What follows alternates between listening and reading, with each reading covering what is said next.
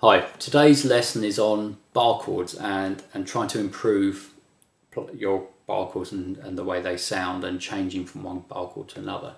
So it's really for people that have started learning bar chords and already know some of the shapes but are struggling to make them sound good. So what I'm going to do is give you 4 tips, sort of 4 tips for improving your bar chords. Now the first one is a bit of an obvious one. I'm just going to take as an example an A bar chord that you probably already know. Hopefully it's an E shape, but it's an A in this particular position. So that's 5, 7, 7, 6, 5, 5. So I'm sort of assuming you already know this shape. Okay, the first one is to have your thumb right behind where your finger is, your first finger, the barring finger. It's probably quite an obvious one and you'll probably find you're already doing this, but just in case, it's worth checking. So I'll try to angle that so you can see it. My thumb is right behind it. It's not like down there or there or anywhere. It's right behind my first finger. And it means that my first finger and my thumb are both pushing on the neck. There's the neck. So then they're both at the same, pushing at the same point. Now having said that, one thing that is also worth bearing in mind is that you shouldn't push too hard with your actual thumb. Try to make sure the pressure seems to be coming from your first finger rather than your thumb. The thumb's just there to support and your finger is the one doing the pushing. I think that's quite important. Otherwise you can end up with problems with strains here and just pushing too hard. You get pains there. So you're pushing with your first finger, your thumb is the thing on the back to support. Okay, so that's the first tip.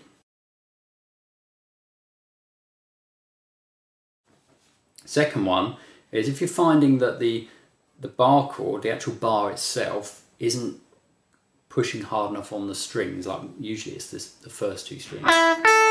You might be playing a bar chord and it sounds a bit like this. Then this one will hopefully help with this. So this flat part of your finger here is quite sort of fleshy and quite soft, whereas the side, like the top bit as you're looking at it there, that's kind of bonier, a bit harder. So it's worth trying to use a bit of that rather than just the flat part here. And a good way to do this is to put your first finger exactly over the fret, just completely flat. Now I know that, and you hopefully know that you shouldn't be playing notes by just being on the fret. It doesn't work very well. You've got to be just before the fret.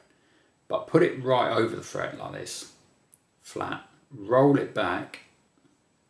And what happens there is 2 things. You're then using this edge part, which is a bit harder and will probably bar better. And also you're coming off of the fret and going just before it, which is the best place to be playing. So you go like that, roll it back like that. And that will hopefully help. When you're trying to position the bar chord, like so for the first bar chord that you're playing in a song, try putting or certainly when you're practicing bar chords, when you're learning them, try putting the other fingers on first before the bar. Because it seems to be easier for most people to stretch back with that finger, stretch back that way, than it is to stretch these fingers that way. And you probably find that if you put the bar on first and then try and put those on, that might seem harder than doing this and then putting the bar on. Once you're used to them, it doesn't make any difference. But when you're learning them, that's quite a good tip, that one. So you put those on first, whichever shape you're doing. You might be doing this shape or this shape, any shape that you're doing, or that one. Put the other fingers on first, the non-barring ones, and then put the bar on. This is more for when you're changing chords. And it's a similar sort of thing to the previous tip, really. Let's say I'm going to play a G bar chord and I'm going to go to a B bar chord like that. So let's say I'm going.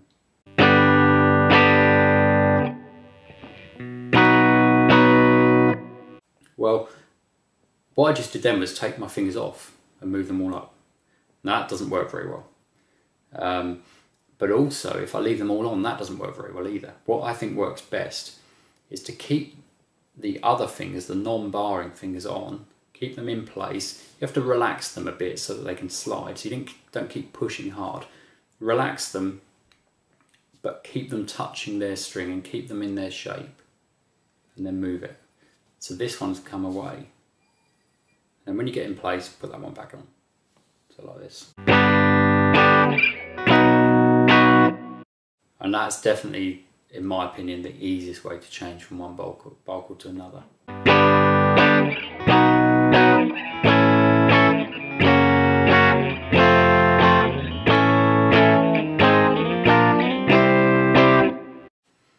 So they're my 4 tips for barre chords. I hope they help. If they do, please click like and subscribe if you haven't already done so. And if you want to suggest any other lesson videos you'd like to see, then please do in the comments. Okay, thanks.